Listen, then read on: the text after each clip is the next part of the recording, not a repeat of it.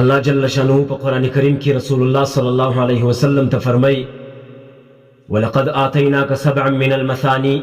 وَالْقُرْآنَ الْعَظِيمِ پا تأکید او پا تحقیق سر مجدر کردی دی تا تا سبعا و آیتا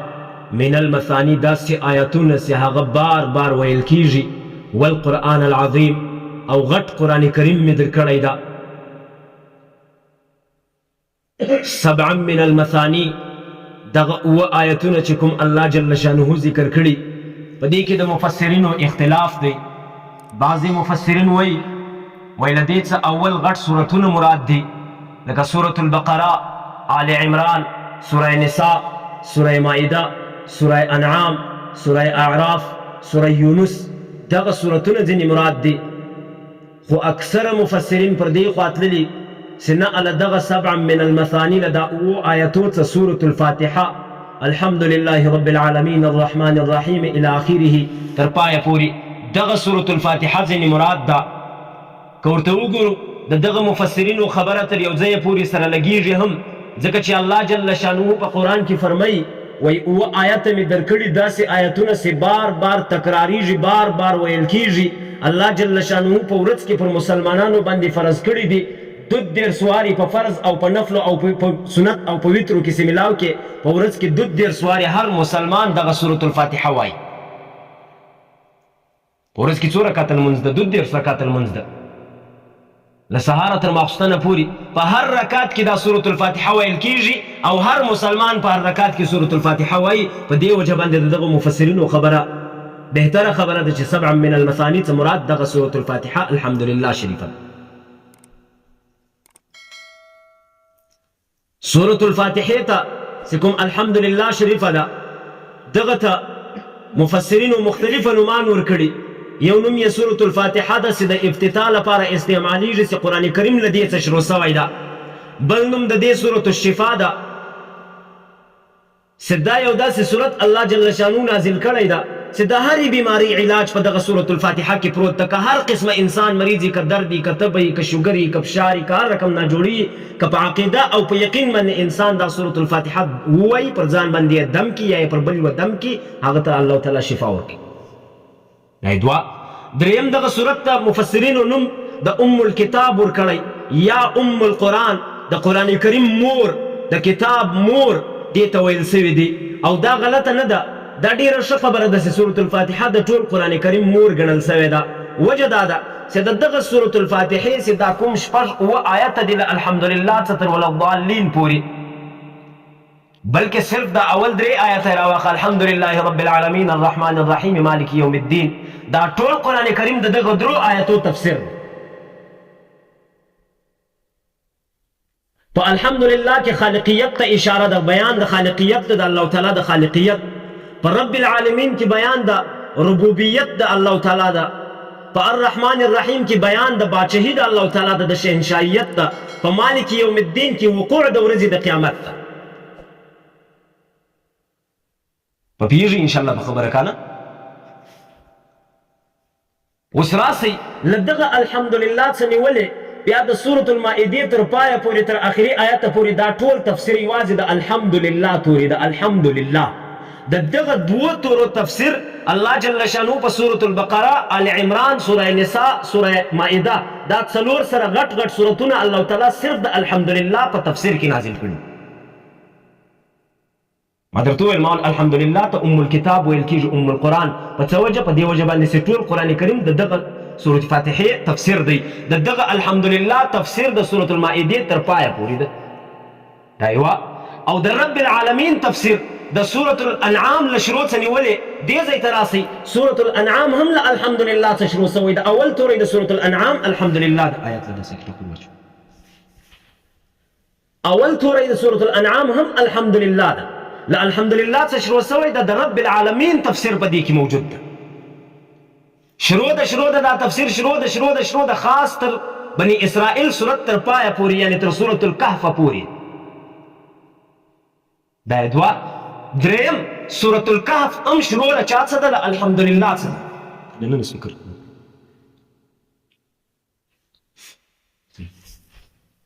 سورة الکهف هم شروع سوی له الحمدلله څه ده الحمدلله تورې د سورة الکهف په سر کې راغلی ده دغه له سورة الکهف څه نیولې بیا تر سوره فاطر او تر سبا پورې دا ټول تفسیر د الرحمن الرحیم سبا او فاطر هم دواړه د الحمدلله څخه شروع سوي دي بیا تر پایه تر ناسه پورې دا بیا تفسیر ټول د مالک یوم الدین دی په خبره پوهېږي انشاءالله ما درته وویل مول الحمدلله ته نوم د ام القرآن ورکول سوی ده په دې وجه ورکول سوی ده چې دا د قرآن کریم مور ده ټول قرآن له دغې الحمدلله څخه زېږېدل سوی ده دا ټول قرآن کریم د دغه الحمدلله تفسیر ده د الحمدلله د خالقیت بیان له الحمدلله څخه بیا د سورة المائده تر اخره پورې ده او د رب العالمین د ربوبیت بیان چې بیا دی هغه له سورة الانعام څخه شروع کیږي بیا د بني اسرائیل تر پایه پورې ده او د الرحمن الرحیم د شهنشاهیت بیان چې کوم دی هغه له سورة الکهف څخه شروع کیږي بیا تر فاطر او تر سبا پورې او له فاطر او له سبا څخه بیا تر پایه پورې د وقوع قیامت بیان ده د الله تعالی د دغه څلورو درو آیاتو تفسیر لپاره ټول قرآن کریم نازل کړی ولقد آتیناک سبعا من المثانی موږ تا ته درکړي دي اووه داسې آیتونه چې هغه بار بار تکراریږي بار بار ویل کیږي هغه همدغه اووه آیته دي بسم الله الرحمن الرحیم الحمد لله رب العالمین تر پایه پورې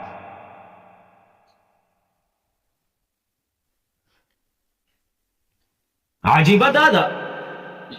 چې له ایمان را لاندې غټ عمل په اسلام کې لمونځ ده مفسرینو او محدثینو لیکلي وای که چیرته دا ایمان ته یو جسم ورکول سوی وای ایمان متشکل سوی وای متجسم سوی وای په دغه ایمان کې به د سهار لمونځ پروت وای دننه دا ایمان به په خپله داسې جسم وای چې د سهار لمونځ جلا ده وخت یې هم جلا ده د ماپښین 4 رکاته جلا دي وخت یې جلا ده د ماپښین مازدیګر 4 رکاته جلا دي وخت یې جلا ده هر وخت به په دا ایمان کې دننه په خپله پروت وای او د هر وخت لمونځ به په دا ایمان کې په خپله پروت وای دا ایمان ته الله تعالی که چېرته جسم ورکړی وای بیا به دغه ایمان دا رقم وای مثلا لکه انسان د پر انسان باندې دا وخت ده وخت کې د سهار او د ماپښین او د مازدیګر او د ماښام او د ماخستن لمونځو باندې فرض ده دا ایمان بالکل داسې متشکل جوړ سوی وای په دې کې به خپل منځونه 15 سره پراته وای په دې کې به روزه پراته وای په دې کې به زکات پروت وای خو دی الله تعالی متجسم نه ده جوړ کړی دی الله تعالی متشکل نه ده جوړ کړی بلکې دی یو عارض جوړ کړی ده داسې شی هم نه داسې قائم بذات خود ده بل څوک به دی قایموي بل څوک به په زړه کې وده ته ځای ورکوي او دا ایمان ته په همدې وجه باندې لمونځ روزه دا د اسلام چې کوم احکام دي دا پر مؤمن باندې فرض دي پر غیر مؤمن باندې نه دي فرض پر کافر باندې لمونځ فرض ولې په هغه کې ایمان نشته چې په چا کې ایمان و پر هغه چا باندې دا لمونځ فرض ده ځکه چې دا لمونځ جز د هغه ایمان ده که ایمان چېرته متشکل سي دا لمونځ به د هغه ایمان کې دننه پیدا کړل سي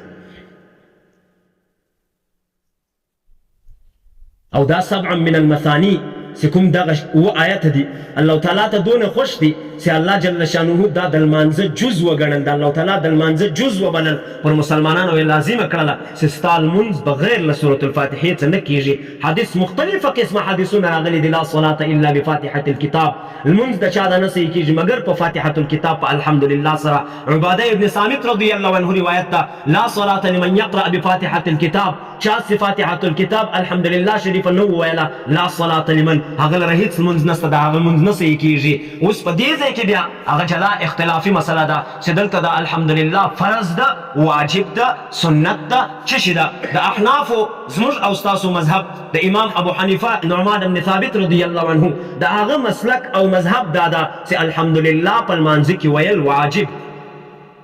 لہذا کله چا څه په یېره باندې د الحمدلله هېره سي نیو وای دی په پای کې سجده سهو وکړي دا لمونځ د صحیح کېږي خو که په قصد باندې پرېښوي دا لمونځ د واجب الاعاده ده بېرته بې راګرځي دا د امام ابو حنیفه رحم الله مذهب ده او د امام شافعي رحم الله دا هغه مذهب بیا دا ده بعض اهل ظواهر او د زمانه حال غیر مقلدین دا دغه سورة الفاتحه فرض بولي په لمانځه کې چې دا فرض ده که چا نه وویله د هغه لمونځ له سره نه ده صحیح بالکل فرض یې پرېښی ده خو دا دوی پر دغه حدیث باندې عمل کوي چې لا صلاة الا بفاتحة الکتاب په دغه اختلاف کې یو دوه درې حدیثه دي هغه حدیث ډېر ګردش کوي ډېر زیر بحث وي یو دغه د عباده ابن صامت رضی الله عنه حدیث دی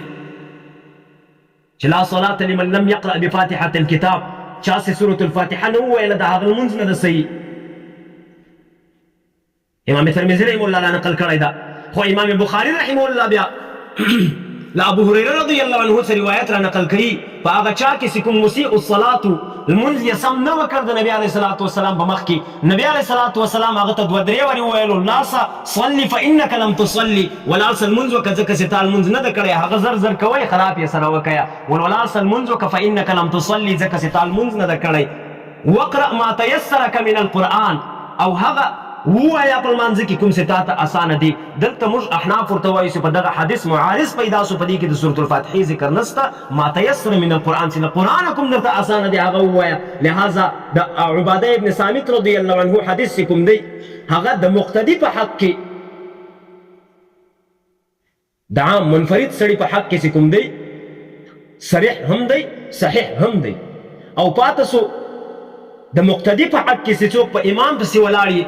المنځ پسې کوي د هغه په حق کې بیا دا صحیح دی خو صریح نه دی په صحیح او په صریح کې که دننه ولاړو خبره اوږدېږي خبره به رالنډوو انشاءالله په دې ځای مو سر خلاص شو چې د احنافو پر مذهب باندې سورة الفاتحه ویل څه شي دي واجب د امام شافعي صاحب پر مذهب باندې څه شي دي فرض اوس دې ځای ته راسئ چې د امام مخ ته ولاړ ده شاته مقتدیان قرائت ورسره کولی شي که نه شي ورسره کولی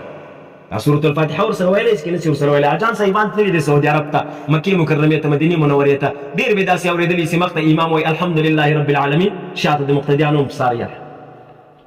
وایي که نه وایي ځکه چې هغه د امام صاحب پر مذهب نه دي هغه یا حنبلیان دي یا مالکیه دي یا شوافي دي امام صاحب قائل د دې ده چې د مقتدي دپاره د امام وشاته قرائت کول مکروه تحریمي ګناه کبیره ده که انسان چیرې شاته په امام پسې ولاړ ده قرائت کوي الحمدلله وایي یا یو سورت وایي دا په ګناه کبیره باندې مبتلا ده دلیل یې څه دی دلیل یې دا دی چې حضرت عمر رضی الله عنه یو وخت کې چا پوښتنه ځینې وکړه له عمر رضی الله عنه څخه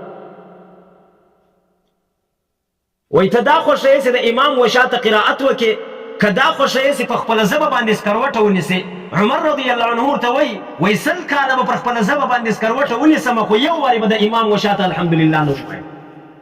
ځکه چې د دې دونه سخته عذاب دونه غټه ګناه ده دا ګناه کبیره له عبدالله ابن عباس رضی الله عنه څخه په شرح المعانی کې پوښتنه وکړل سوه ول د ماپښین او د مازدیګر په لمانځه کې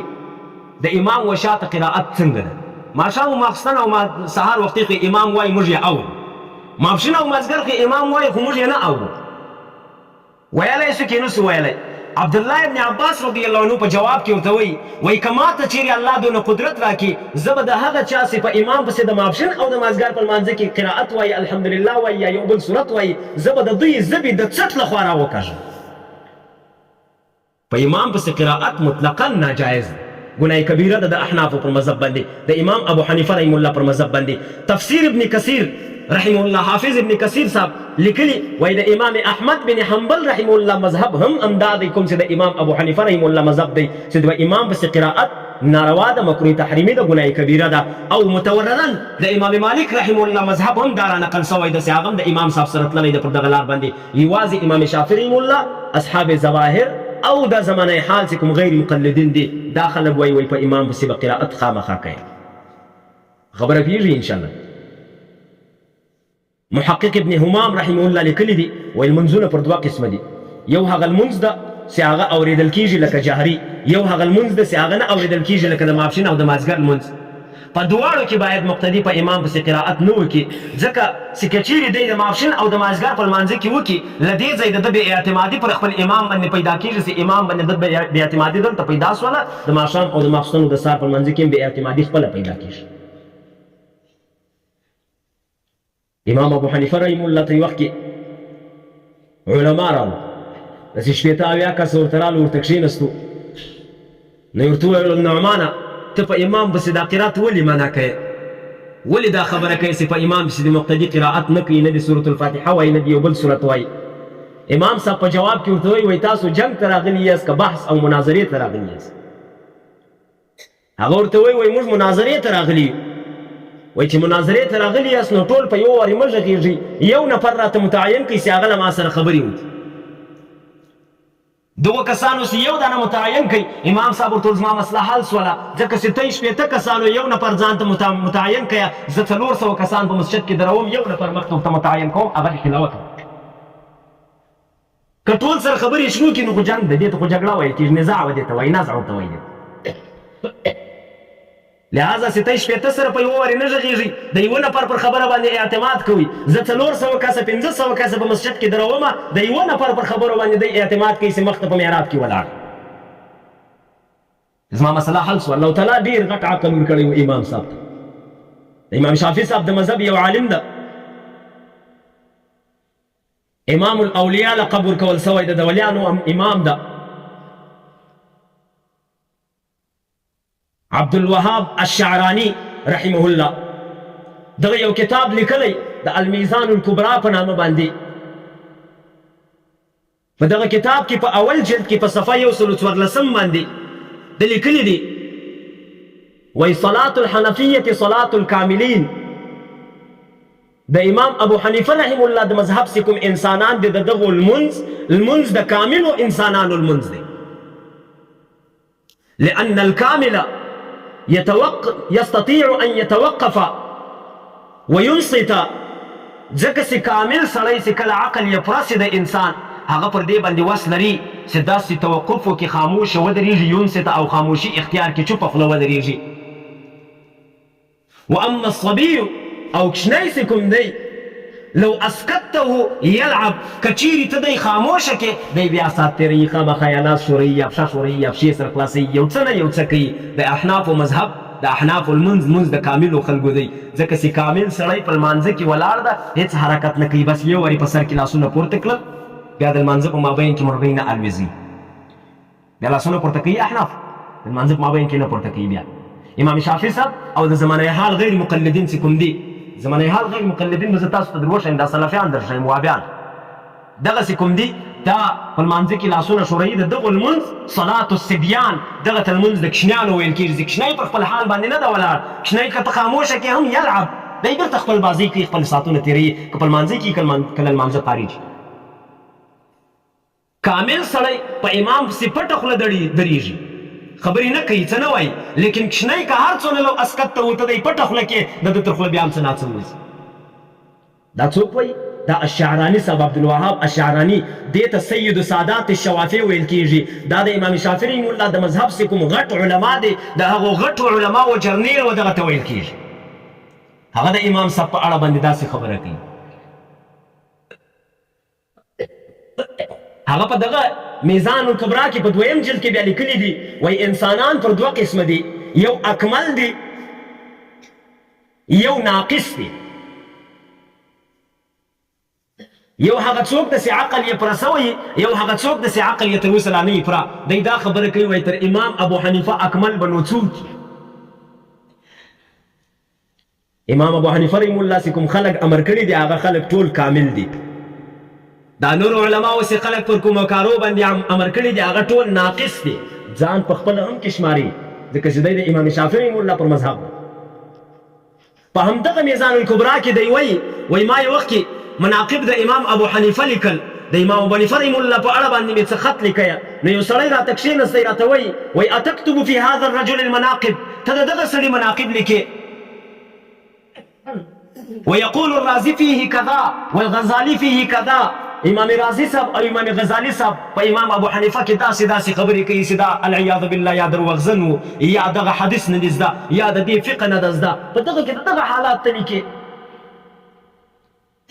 وایي ما په جواب کې ورته وویل من الرازي والغزالي، رازي او غزالي څوک دي؟ فی ابي حنیفه، په امام ابو حنیفه کې دوی څوک دي د امام ابو حنیفه په اړه باندې؟ د 8مې صدۍ علما دوی نه دي الا خو بیا دي که قطرة فی البحر، لکه په سمندر کې چې یو کوچنی څاڅکه واچوي. امام ابو حنیفه سمندر ده، امام غزالی او امام رازی یو څاڅکی ده، څاڅکی به سمندر ته چش سي. لہذا د امام غزالی او د امام رازی پر خبرو باندې مزه د امام ابو حنیفه مناقب زده. امام ابو حنیفه رحمه الله تعالی جل شانه یو ځان ته عقل ورکړی ده، فکر یې ورکړی ده، فهم یې ورکړی ده، کچیرته ما او تا د امام ابو حنیفه رحم الله پر مذهب باندې ولاړ سو ما او تا ته امام شافعي رحم الله د مذهب سید سادات الشوافع چې کوم غټ جرنیل د هغه راته وایي دا ټول کامل خلک د صلات الحنفیة صلات الکاملین. لہذا په امام پسې شاته قرائت د امام ابو حنیفه رحم الله پر مذهب باندې ګناه کبیره ده. دلیل یې څه دی؟ دلیل یې دوه داسې دلایل درته پیش کړل چې د ابن عباس او د عمر رضی الله عنه. یو بل دلیل د ابو موسی اشعری رضی الله عنه حدیث دی په امام ترمذی رحم الله را نقل کړی ده. هغه وایي ابو موسی اشعری رحمه الله رضی الله عنه یو حدیث را نقل کوي وایي اذا قرأ فانصتوا،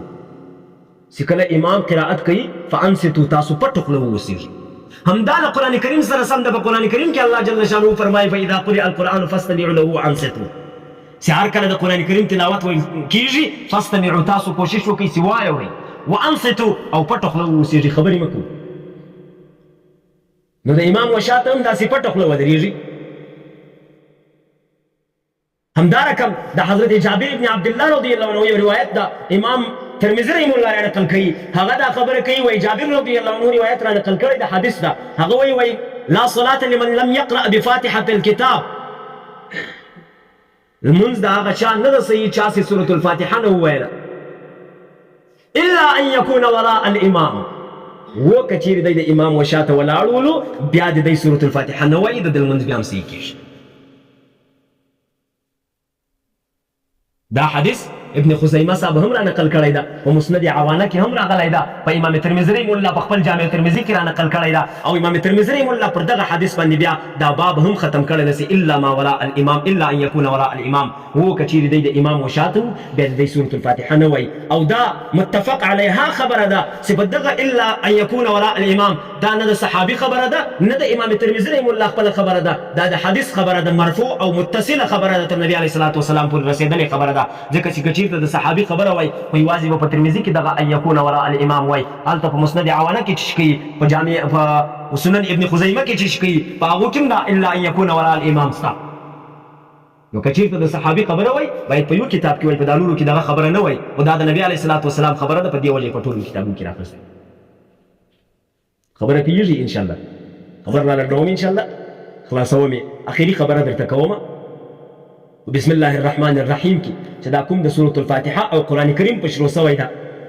دغه بسم الله شریفه په دې کې هم ډېر اختلافونه راغلي دي. غټ اختلاف په دې کې دا دی چې دا بسم الله شریفه د الحمدلله جز ده او که نه. دا بسم الله شریفه د قرآن کریم جز ده او که نه ده. امام شافعي رحم الله او اصحاب ظواهر او دا زمانه حال غیر مقلدین دا ټول دا خبره کوي وایي دا د سورة الفاتحه جز ده.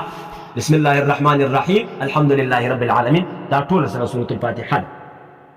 په دا نورو سورتو کې چې کوم راغلی ده دوی وایي دا صرف د قرآن کریم د سورتو د فصل لپاره راغلی ده، یو سورت له بله جلا کړي بس. او زموږ مذهب د امام ابو حنیفه، امام مالک، امام احمد